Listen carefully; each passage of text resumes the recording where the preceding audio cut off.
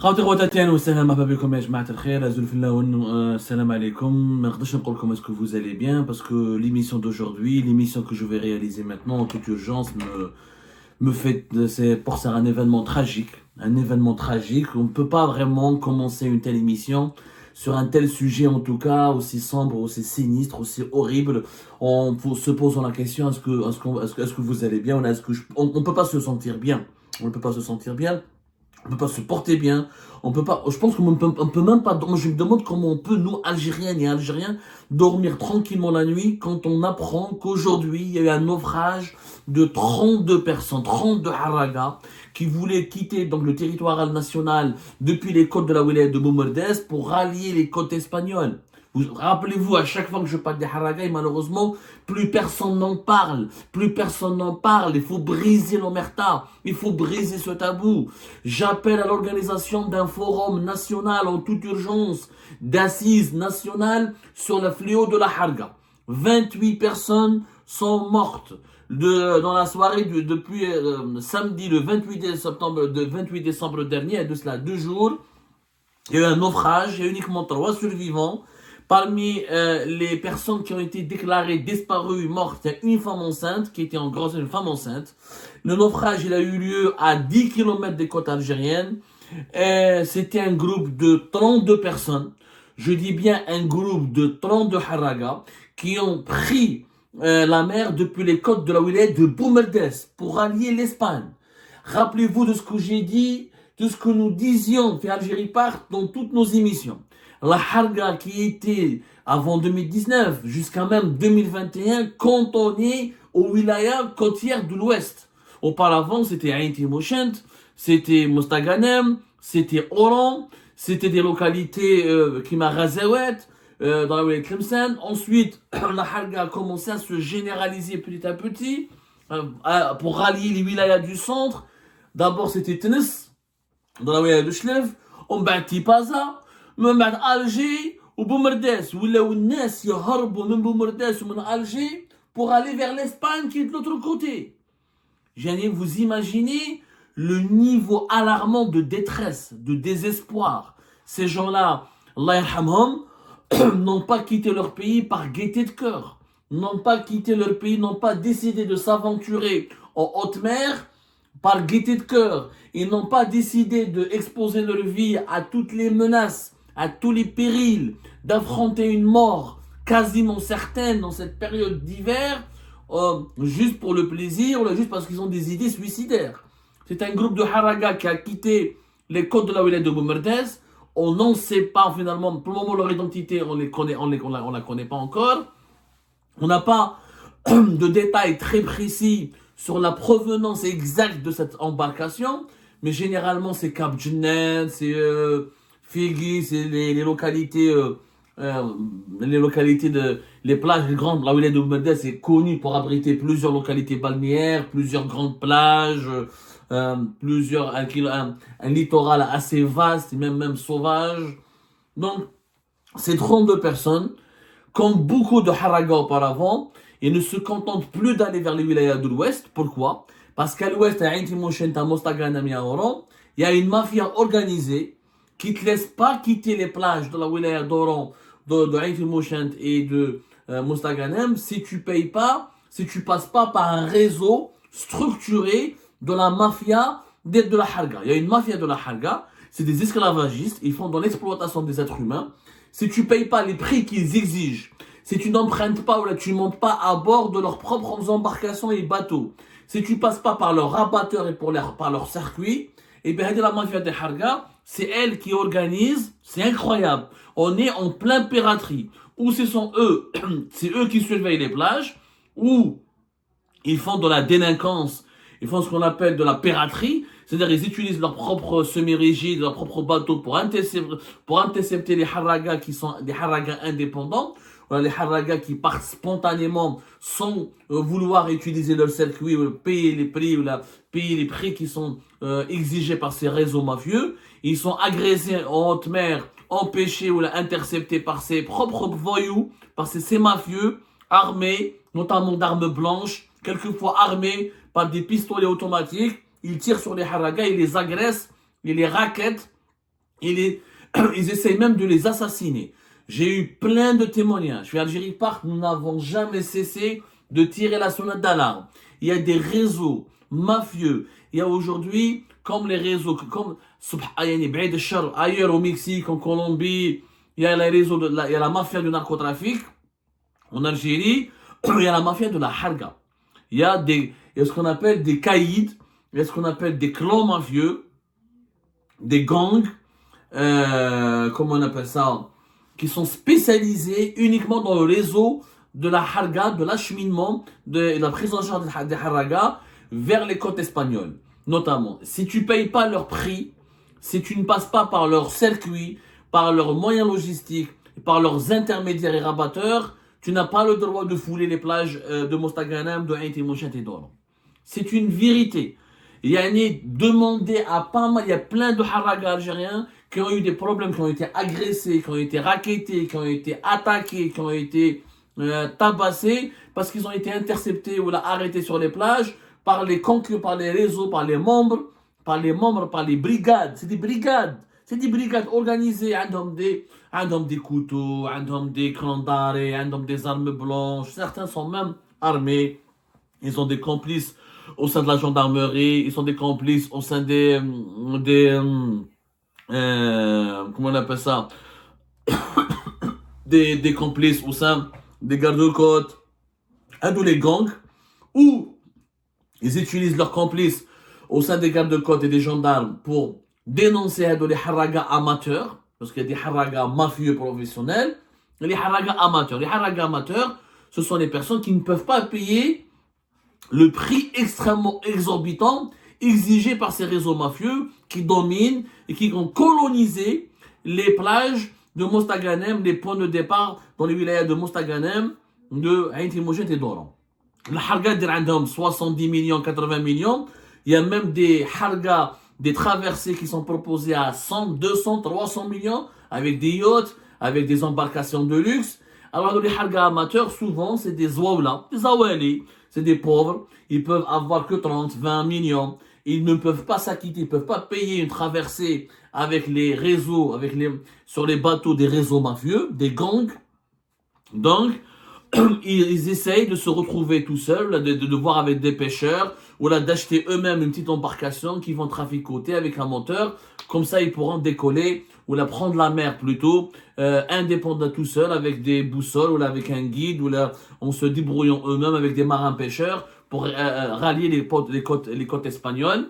Et souvent, pour ne pas risquer leur vie, pour ne pas subir des agressions qui peuvent être meurtrières, pour ne pas se faire racketter, volés par les membres des réseaux mafieux et leurs complices au sein des gardes-côtes et des gendarmes, et ben ils décident de partir depuis les wilayas du centre, notamment Bjaya, notamment Boumerdes et Tipaza, parce que Ain Timochet, encore une fois, et Mostaganem et Oran sont devenus des territoires conquis par ces gangs-là, par ces gangs professionnels. Les Maroufins, ils ont des noms, ils ont des caïds, ils ont des milices qui travaillent pour eux. Le sujet est vraiment sérieux. Les gens ont peur d'en parler. Les journalistes n'ont même pas le droit d'en parler parce que les autorités algériennes considèrent maintenant parler du fléau de la harga comme étant une atteinte à l'image du pays et à sa stabilité, donc il n'y a même pas de liberté d'expression. Mais même les gens ont peur de parler parce qu'il y a une loi de l'omerta, une loi mafieuse. C'est des mafieux qui peuvent exercer des représailles, menacer, exécuter des personnes, leur créer des problèmes avec les autorités locales. Ce sont des gangs qui sont puissants. Voilà, des gangs qui sont puissants. Franchement, c'est comme le narcotrafic, ou là, la mafia qui exploite les prostituées, etc. Ils sont aussi puissants que ça. Franchement, ils sont aussi puissants que ça. Malheureusement, les haragas, voilà, c'est comme des cartels. La drogue, il y a des cartels de la drogue. En Algérie, maintenant, on a des cartels de la harga. Sujet tabou, on va essayer de vous faire des enquêtes plus ou moins précises, avec des noms, avec des détails. Malheureusement, les pauvres haragas qui ont quitté la wilaya de Boumerdes, ce sont des citoyens lambda. Les moyens, encore une fois, de payer des semi-rigides ou là, des bateaux suffisamment bien motorisés et extrêmement puissants pour aller les côtes espagnoles. Ils ont certainement pris une embarcation de fortune, une embarcation assez précaire avec un moteur défaillants. Ils ont fait une harga à la hauteur de leurs moyens précaires et limités. Une harga à 20-30 millions secondes, alors que la harga sécurisée, la harga la plus sûre, il faut être dans un bateau plus puissant, des moteurs plus puissants, avec des guides bien expérimentés, armés de boussoles, de GPS, etc. Et cette harga sûre et sécurisée, c'est à partir de 70 millions, 80 millions, voire même au-delà de 100 millions. Il y a l'équivalent en euros, à partir de 3 000 euros jusqu'à même 10 000 euros, alors que la harga du pauvre, le harga indépendant qui ne travaille pas, qui n'est pas soumis, qui ne confie pas sa vie au réseau mafieux, au cartel de la mafia de la harga, c'est des hargas à entre 1500 euros et 2000 euros. Donc, encore une fois, il faut lui rendre hommage. Nous avons pris connaissance de ce drame grâce à monsieur Francisco José Clemente Martin, le grand militant espagnol, ami de l'Algérie, ami des Algériennes et des Algériens, grand amoureux de l'Algérie. Je me demande qu'attendent des autorités algériennes, notamment les autorités consulaires à Alicante ou l'ambassade d'Algérie à Madrid, pourquoi ne pas inviter Francisco José Clemente Martin pour le récompenser, pour le remercier, pour lui témoigner notre gratitude. C'est un militant qui travaille pour une ONG spécialisée dans la recherche et des disparus, des haragas disparus, des migrants qui peuvent se porter disparus sur les côtes espagnoles, pour l'identification des cadavres des migrants qui ont été repêchés par les autorités espagnoles. Une ONG aussi basée à Malaga qui est spécialisée dans la défense et l'assistance juridique au profit des migrants qui arrivent sur le territoire espagnol.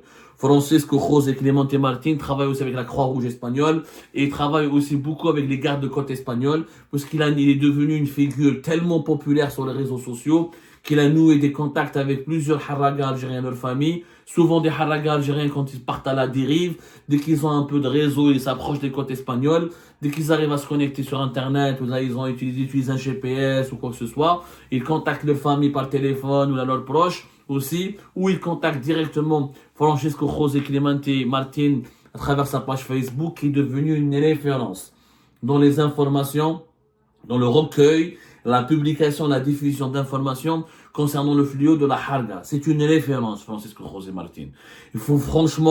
Il donne les informations en direct. Telle embarcation, elle est à la dérive. Telle embarcation est portée disparue. Tel haraga a été repêché par les autorités espagnoles. Les gardes-côtes espagnols ont fait ceci, fait cela. La Guardia Civile, elle a pris en charge de tel nombre de haragas algériens. Il y a voilà le nombre des femmes, le nombre des mineurs. Il fait un travail documenté. Et c'est lui qui nous a appris aujourd'hui, le 30 décembre 2024, ce malheureux naufrage. 28 personnes sont mortes, disparues. Bon, quand on disparaît après un naufrage, excusez-moi, je suis un peu ému. Quand on disparaît à la suite d'un naufrage, c'est qu'on est décédé. C'est qu'en 95% des cas, c'est qu'on est décédé, ou on est mort noyé, ou on meurt après de plusieurs suites graves, hypothermie avec le froid, comment on appelle ça? On ne résiste pas au froid de la mer, on ne résiste pas à la mer, on ne résiste pas, surtout les hypothermies qui sont un refroidissement du corps humain. Et là, ça peut créer des arrêts cardiaques, des AVC, des morts brutales. Voilà, des morts brutales. Donc, 32 personnes, nous apprend Francisco José Clemente Martin, étaient à bord de cette embarcation qui a quitté les côtes de la wilaya de Boumerdès le 28 décembre à 20h. Et donc, à peine 10 km, ils ont eu le temps à peine de traverser, de dépasser les côtes de Boumerdès de pratiquement 10 km, ce qui est une petite distance quand on est en haute mer. Et ils ont fait naufrage dans des circonstances que nous ignorons exactement.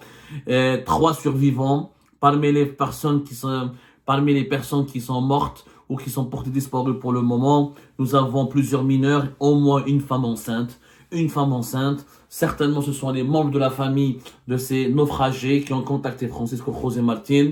Et le même lanceur d'alerte espagnol publie et dénonce sur sa page Facebook les gardes-côtes algériens ont entamé les recherches pour retrouver les éventuels survivants uniquement 48 heures après le drame.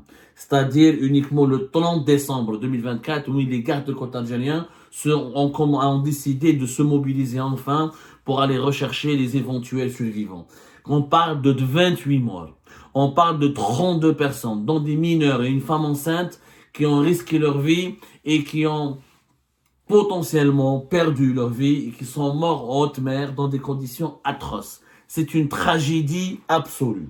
Alors, j'entends de là d'ores et déjà les voix qui vont culpabilisatrices, les voix qui décident de culpabiliser les Harraga et de leur imputer l'entière responsabilité de ces tragédies. Je rappelle quand même des évidences. لو كان جينا في بلاد لو كان لقينا الخير في بلادنا ما نروحوش لبلاد الناس. نعاودها نقولها 100 خطرة. Je le répète 1 milliard de fois s'il le faut. لو كان جينا لاباس ما راناش في بلاد الناس. Si c'est pas هادو les Harraga qui ont quitté leur pays ne sont pas des malades mentaux. S'ils ont décidé de fuir leur pays, c'est parce qu'ils avaient trouvé des raisons et des considérations objectives que la vie pour eux n'était plus possible en Algérie. Ils sont malheureux. Personne ne quitte son pays par plaisir, par pur plaisir ou par fantaisie. Quand on quitte son pays à bord d'une embarcation de fortune, avec un équipement défaillant, avec un moteur qui peut tomber en panne, en sacrifiant toutes ses économies pour fuir le pays, c'est parce qu'on est arrivé à la conclusion et à la certitude qu'on n'a pas d'avenir dans son propre pays, qu'on n'arrive pas à bien vivre, qu'on ne se sent pas libre, qu'on ne se sent pas dignement respecté, qu'on ne se sent pas considéré, qu'on se sent méprisé. Il y a au moins, selon les statistiques que nous avons pu vérifier, 30 000 Algériens par année, par an, qui veulent quitter le pays de cette manière à travers les différentes routes maritimes qui relient l'Algérie qui relient l'Algérie à l'Espagne. 30 000 par an. Je ne parle pas des autres Harraga qui prennent des visas, qui arrivent à avoir des visas depuis la Turquie, ou depuis d'autres pays de l'Union européenne, et qui ne reviennent plus sur le territoire national. On n'a pas de chiffres, on n'a pas d'enquête sérieuse là-dessus. Mais là, on parle de personnes qui sont en détresse. Cette détresse, elle a des explications. Non, je m'habille.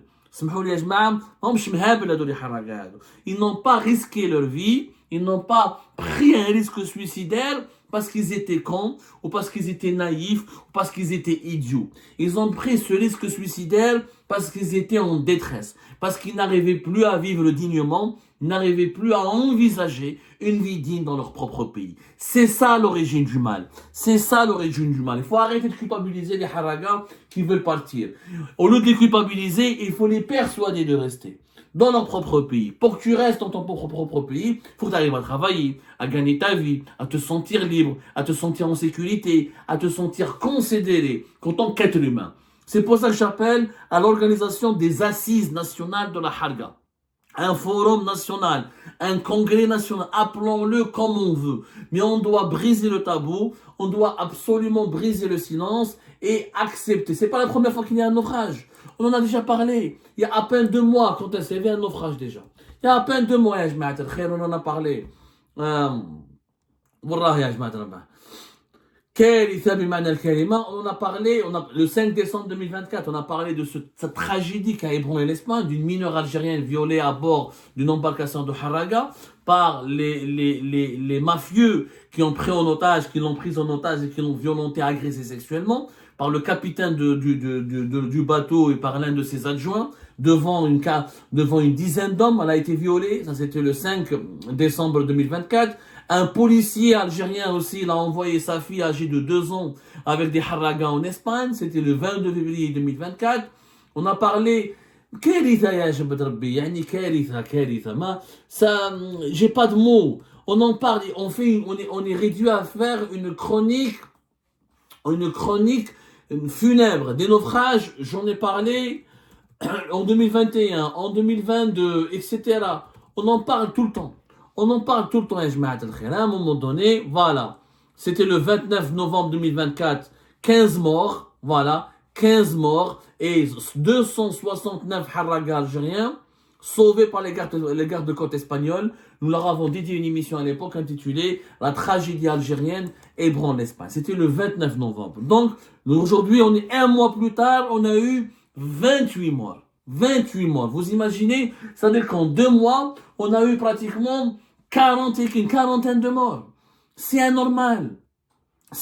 Et toujours, les autorités algériennes qui ne réagissent pas, qui ne commentent pas, qui ne dénoncent pas, qui ne présentent pas leurs condoléances, qui ne réagissent pas. Toujours, c'est le centre C'est l'ONG espagnole, le Centre international pour l'identification de migrants disparus, qui est basé à Malaga, en Andalousie, pour laquelle travaille notre cher ami et grand frère José Clemente Martin. José Clemente Martin. Il faut que ça cesse. Cette indifférence face à la mort, elle doit cesser.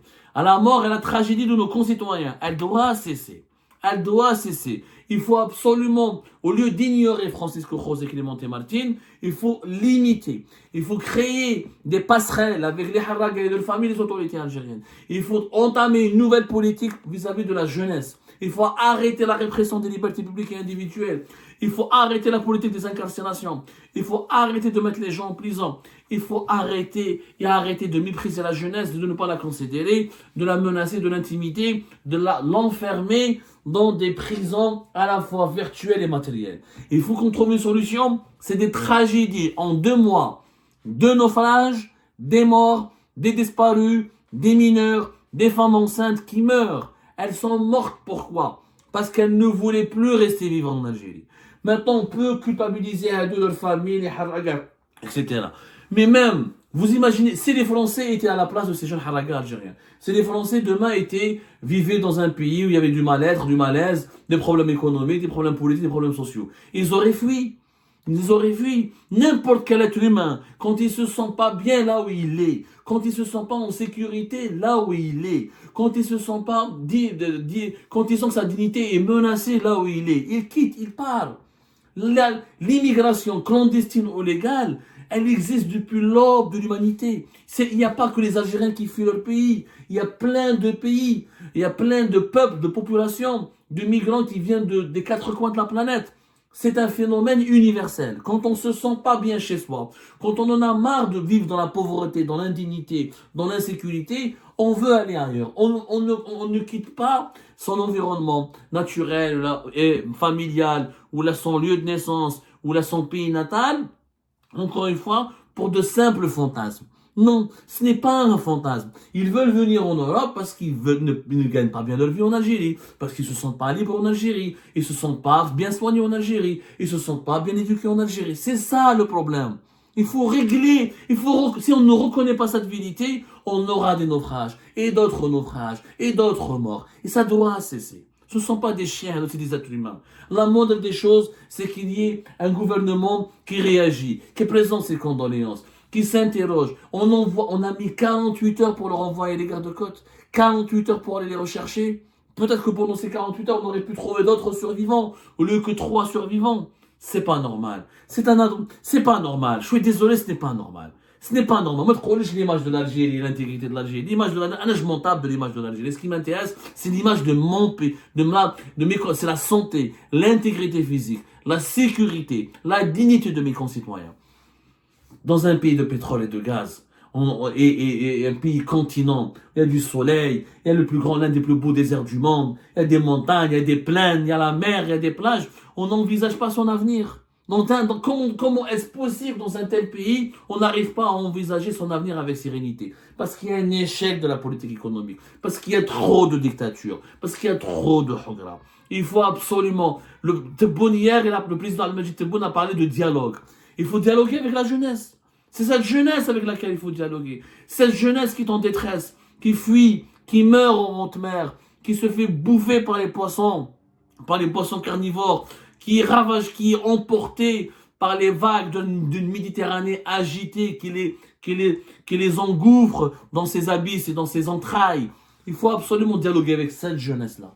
Vous voulez dialoguer? Dialoguez avec cette jeunesse-là. Mais pour dialoguer, comme je l'ai dit tout à l'heure, il faut s'écouter, il faut reconnaître l'autre, il faut lui donner de la considération, il faut lui donner de l'intérêt. Il faut surtout accepter le principe et veiller sur le principe que l'autre, cet compatriote algérien, cet Algérien et Algérien, il a le droit à la vie, le droit à la dignité, le droit au bien vivre, au vivre dans la dignité. Si ces droits-là sont bafoués, ne sont pas respectés, les gens fuient. Les gens malheureusement fuient.